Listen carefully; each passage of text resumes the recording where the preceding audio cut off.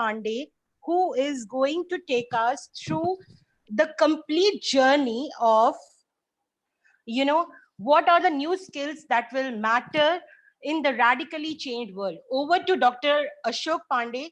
Just for the people who are not knowing Dr. Ashok Pandey, he is a veteran in this industry, and he comes from an school background, education background. He's working a lot on the sustainable development. If I'll start narrating his bio, then please. it would take too much of time. Yeah, Over to you, Sunanda, sir. leave it at this, and let me thank you for a very comprehensive, embarrassingly large introduction.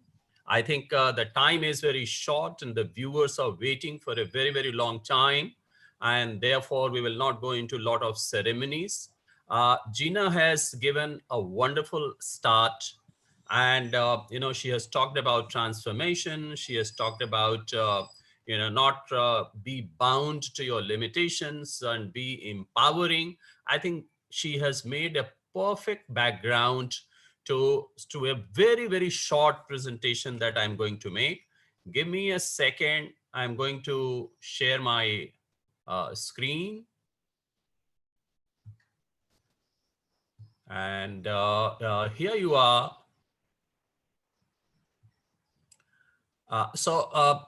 Good morning once again to my viewers. The topic is what new skills will matter in a radically changed world. So there are two operatives of this topic which Sunanda has given. One is the new skills that will matter and a radically changed world. And therefore, I will talk about what do we mean by radically changed world.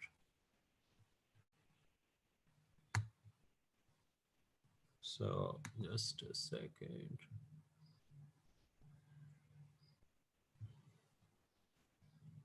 So there you are. What are the characteristics of the radically changed world that we are talking about? Any radically changing world or any radical situation has got four key elements to it. The change is very enormous. The impact of the change is very far reaching. It gives a lot of venues for innovation. So you can say it is a innovation friendly change. And the result of all this is that we have to come out with something, some innovation, some acts, some skills which are transformative in nature. Because imagine the radical change that we are talking about. It has changed our old paradigms. It has put us into a paradigm which is unknown, which is uncertain, and which is unpredictable. And therefore, to change them into known and certain and predictable, I think we have to be something different. And what that difference is, I will talk about three key skills that we have to develop alongside our innovations and transformative experiments. So those key elements are the skills. First is learning to learn. I think that is going to be a very, very important thing. So we have to learn faster. We have to learn more skills. And like we do a video conferencing call with 10 people and we go on merging one person to other, and we talk to a large group of people, we have to merge all these skills creatively. Because, more skills will bring more qualities. More qualities will bring more habits. And more habits will make us a better person. And we will start thriving. And therefore, learning to learn has been talked about in the past, but it is going to assume an entirely new meaning in the radically changing world. So this is the first skill that I'll emphasize. The second is that we have to adapt to the new situation. And for that, we have to develop an appetite for change. So, Charles Darwin said that it is not the strength or the intelligence that makes you survive and thrive, it is your ability to adapt. So, adaptability will come across as a very, very important skill. And to adapt to a change and to develop an appetite for change, we have to keep two things in mind. Number one, comfort is just the opposite of thriving. So if you love comfort, forget about surviving and thriving. That is one thing. The second thing is, this is something which I have taken from Albert Einstein, who said once that I do not have any special intelligence, do not have any special talent. I only have a passionate curiosity to know and to do. And that brings an appetite for change. So we have to develop curiosity. And I'll explain in a minute what curiosity is all about. Curiosity is desire to know new things. Curiosity is about overcoming the fear when we are going to learn a new technique. Curiosity is about having a purpose in learning something new. And remember, and it has been proven in this period of 2 to 3 weeks to 4 weeks that all of us are learning constantly. And a bird never learns to fly when it is pushed out of the nest. And that is why I said in the beginning that it is the most conducive period for innovation and for learning new skills. So this is the second one. And now I come to the third one, push to action.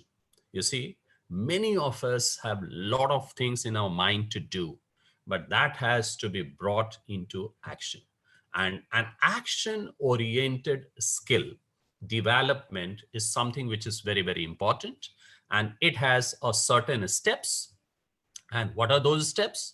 That we have to promise to ourselves that we want to take an action, then make that commitment. And that commitment, you will be sometimes disturbed, you will postpone it, sometimes you are depressed or something like that will happen, and you will have a lot of reasons not to take action. And therefore, under this situation, you need some purpose and intention to keep you on the path of doing something. And that purpose is threefold. Basically, all three of them are same.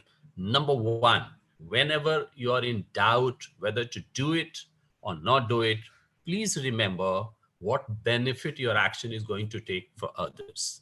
Now, putting others into focus, and that is what I said, the social good, what good it is going to bring to others. And that will spur your promise, your commitment, your action, your innovation, your ability to learn new skills. And remember, anything good that you do, there is only one main thing into it. And that main thing is that how my action is going to help others. And from there, comes the skill of social entrepreneurship. And particularly for the young children or the school going children, college going students, if they are listening to me, I will further emphasize that your focus should be on social entrepreneurship. And therefore, the three things that I said, I will just quickly go over: learning to learn, appetite for change, and push to action. And then the fourth thing comes out of all these. I'll be very brief, and that is called charisma of ability to do something. You see, so charisma, people say, is inborn, and the leaders and the actors and the magicians, scientists, they have some charisma in them. They have, of course, but most of it is learned. It is learnable. It can be developed. It is the ability how you can draw people around you. Can you inspire others? Do you surround yourself by the people who are inspiring in nature? Do you have the ability to encourage others, to make them reach their maximum potential? And are you developing those qualities and values in you, which gives trust to the people, which gives hope to the people, gives stability to the people. You give your shoulders where people can, lean over it, and the compassion that you have developed. So these are the four things, in my opinion, which are going to matter a lot and going to make people come out of the survival mode and reach up to the thriving mode. So with these skill developing characteristics, I rest my case. Sunanda, if there are any questions, I can take that as well. Yes, sir. There is one question, Yeah. and this is by one of the. Yeah. Can you hear me? Yeah, The yeah, question please. is from one of the audience. Will COVID-19 speed up the use of robots in place of human workers? So this question comes from an audience, and we are having some audience prizes also. So you will Okay. have to pick up the best question. There are 3 questions that have come to me. Okay. So this is the first question. That Yeah. is it going to So COVID-19, if you listen to my presentation very clearly, it is going to spur a lot of innovation. And robotics, artificial intelligence, quantum computing, new technologies, Internet of Things, they're already on the anvil of innovation. And certainly a lot of innovation will take place there. A replacement or no replacement, it is yet some time. We can postpone that proposition or hypothesis for some time. But the whole idea is that all innovations will be driven by people only. So let us not put anything into the zone of uncertainty at this particular juncture. perfect? So there is another question. What Yeah. will be the new normal? So I said the new normal is that now the employer and employee relationship will change, the protocols will change, the teacher student relationship will change, the protocols will change, a lot of collaboration will take place. We will have to pass through 3 stages. The first stage, I said, is the survival stage, which we are going through. And at the same time, we are also readjusting to the situation, or we can say we are reassembling ourselves. But out of this, the new normal will be that we will have to lead through example, and then only we can thrive in the new normal. Perfect, sir. So out of these 2 questions, which one is your favorite so that we can give an award to the person? The second one is my favorite, but the first one I liked. Okay, so you want to give award to both, or you want to give the award? Yeah. I Perfect, think sir. both of them should be given. Yeah. Point noted, sir. So we have Siddharth and Minank who have won this prize. We will be sharing the coupons to you very shortly. Congratulations. Congratulations to both of them. Thank you. And sir, thank you so much for your enlightening speech. Though there are so many other things which we have to ask, but due to the time boundness, now I understand it. Thank you so much. Thank you, and thank you for having me here. I wish you all the best. Pleasure, sir. Thank you. What you are doing is also something which comes in the Karishma of character. You are inspiring people, you are collecting people who can inspire each other, and that you have proved my point that this is going to